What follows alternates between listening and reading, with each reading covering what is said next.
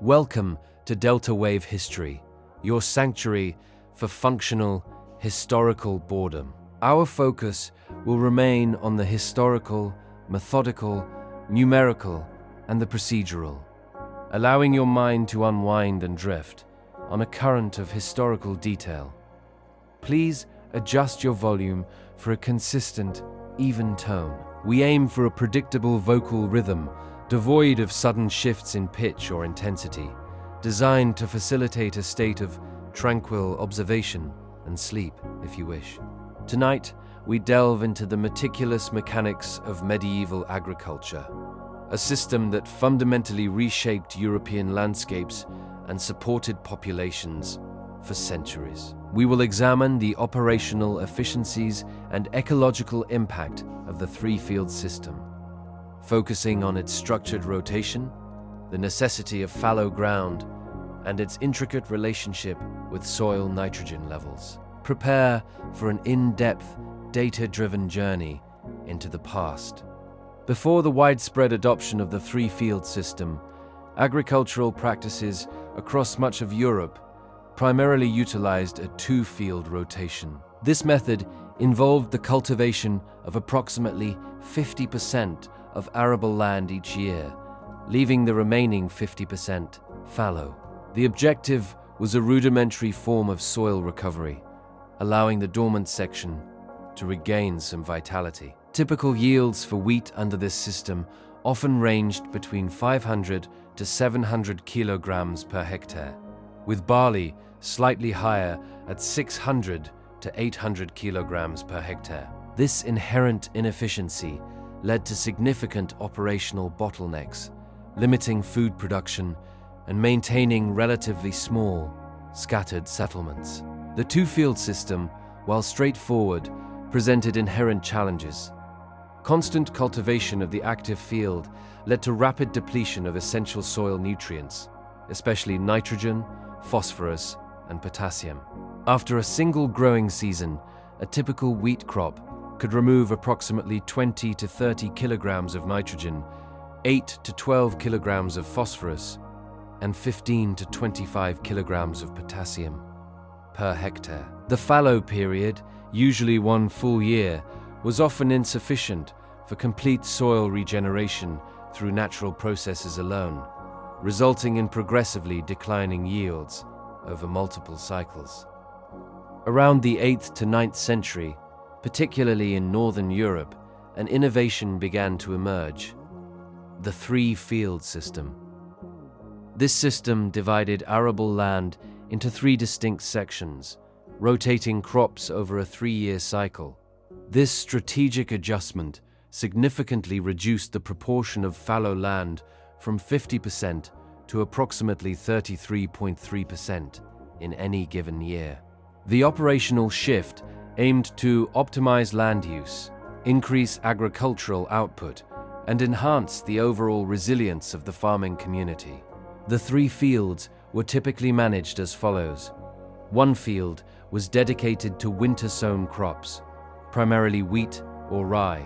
These cereals were planted in autumn, generally between September and November, and harvested in the following summer, around July or August.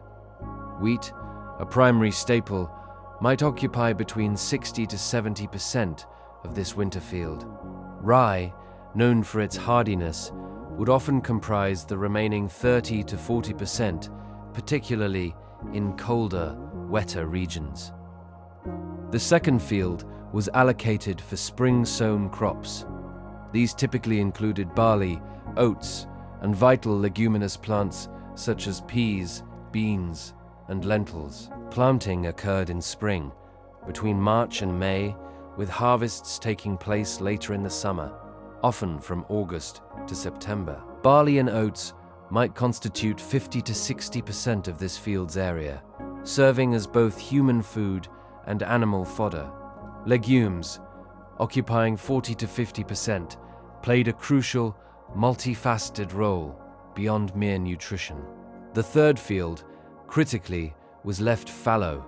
This meant it remained uncultivated for an entire year, typically from one autumn harvest until the subsequent autumn's planting. The primary purpose of the fallow period was multifaceted: to allow the soil to naturally recover nutrients, to break pest and disease cycles, and to conserve moisture.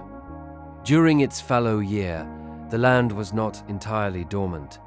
It would often be plowed 2 or 3 times to control weeds and aerate the soil, turning over an average of 15 to 20 centimeters of topsoil. The critical element in soil recovery is nitrogen. Nitrogen is a macronutrient vital for plant growth, forming a key component of chlorophyll, amino acids, and DNA. Healthy agricultural topsoil typically contains between 0.02% to 0.4% total nitrogen. By weight, cereal crops such as wheat and barley are nitrogen-intensive, often depleting available nitrogen rapidly during their growth cycle. Without replenishment, yields would inevitably decline, leading to long-term soil degradation. During the fallow period, several natural processes contribute to nitrogen recovery. First, the decomposition of organic matter, such as residual crop stalks and weeds, by soil microorganisms, releases nitrogen back into the soil in an available form. This biological activity can contribute an estimated 5 to 15 kilograms of nitrogen per hectare annually. Second, atmospheric nitrogen fixation by free-living bacteria in the soil, although less significant than symbiotic fixation, slowly adds to the nitrogen pool. Third, animal waste from grazing animals, if present, also introduce nitrogen, with a single cow producing approximately 80 to 100 kilograms of nitrogen in its manure annually.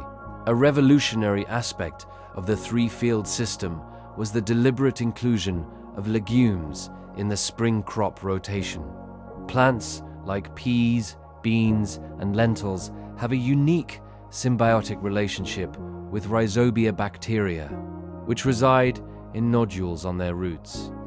These bacteria convert atmospheric nitrogen gas, which constitutes approximately 78% of the air we breathe, into ammonia, a form usable by plants. This process, known as biological nitrogen fixation, effectively fertilizes the soil naturally. A healthy legume crop could fix anywhere from 50 to 150 kilograms of nitrogen per hectare annually. The integration of legumes offered several direct benefits. Not only did the legumes themselves provide a valuable food source, rich in protein, but they also left behind a residue of nitrogen in the soil after harvest. This residual nitrogen, typically between 15 to 40 kilograms per hectare, significantly benefited the subsequent non-leguminous crop in the rotation cycle. This represented a substantial improvement over purely cereal-based systems, enhancing soil fertility and reducing reliance on external inputs, which were virtually non-existent in medieval times. The combined strategies of reduced fallow and legume inclusion dramatically improved overall agricultural output. With the 3-field system, the proportion of cultivated land increased from 50% to 66% each year. This led to an estimated increase in grain yields by 30 to 50% compared to the 2-field system. For instance, wheat yields could rise to 800 to 1,000 kilograms per hectare, and barley to 900 to 1,200 kilograms per hectare. This substantial increase provided a more stable food supply, reducing the frequency and severity of famines. Beyond mere quantity, the 3-field system introduced greater crop diversification. The ability to grow both winter and spring cereals alongside legumes provided a broader dietary base for humans and more varied fodder for livestock. This diversification acted as a crucial buffer against crop failure. If one crop type failed due to adverse weather or disease, the other 2 might still provide sufficient sustenance. This structural resilience improved the operational stability of medieval agricultural communities by approximately 20 to 25% in terms of food security. The efficiency gains from the three-field system had profound demographic and economic impacts.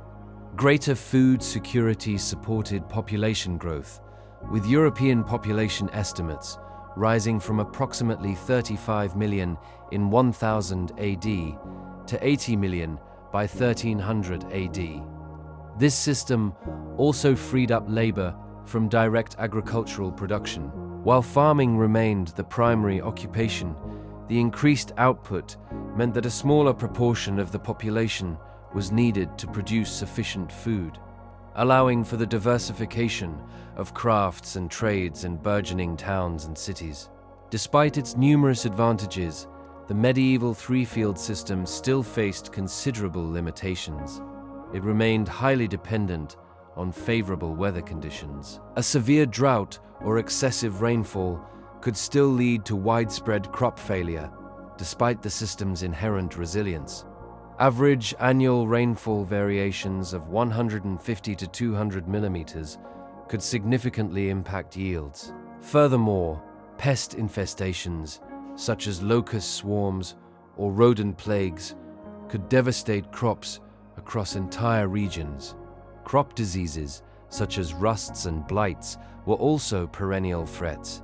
Without modern understanding of pathogens or effective fungicides, medieval farmers had little recourse against outbreaks. A single fungal disease, like stem rust, could reduce wheat yields by 10 to 30% in an affected area. Crop rotation did help to break some disease cycles by moving host plants to different fields, reducing the concentration of soil-borne pathogens by an estimated 20 to 40%. However, airborne spores or widespread pest vectors remained significant challenges. The labor intensity of medieval farming, even with improved systems, was substantial. Estimates suggest that planting 1 hectare of wheat required approximately 80 to 100 man-hours. Harvesting the same area could demand 120 to 150 man-hours, depending on the tools and crop density. These figures do not include plowing, weeding, or threshing, which would add hundreds more hours per hectare annually. The three-field system, while more efficient in land use, still relied heavily on sustained manual labor and animal power. The maximum efficiency of the three-field system was reached around the 13th and 14th centuries, with agricultural output peaking before the onset of climatic downturns and major demographic shifts like the Black Death. Average grain yields often hovered around a 4:1 seed-to-yield ratio, meaning 4 units of grain were harvested for every 1 unit sown. While this was a vast improvement over earlier systems, it contrasts sharply with modern ratios of 21 or 31, highlighting the inherent limitations of medieval technology and understanding. The legacy of the three-field system extends far beyond the medieval period. It laid foundational principles for subsequent agricultural revolutions, demonstrating the critical importance of crop rotation, fallow periods, and the incorporation of nutrient-restoring crops. Its structured approach to land management allowed for a more predictable and sustainable food supply over long periods, ultimately enabling the growth of complex societies and the emergence of trade networks. It was an engineering marvel of its time, albeit one built on ecological observation rather than scientific experimentation. As we conclude our exploration of the medieval three-field system, consider the subtle interplay of human ingenuity and natural processes. The 33.3% fallow land, the 20 to 30 kilograms of nitrogen removed by a wheat crop, the 50 to 150 kilograms fixed by legumes.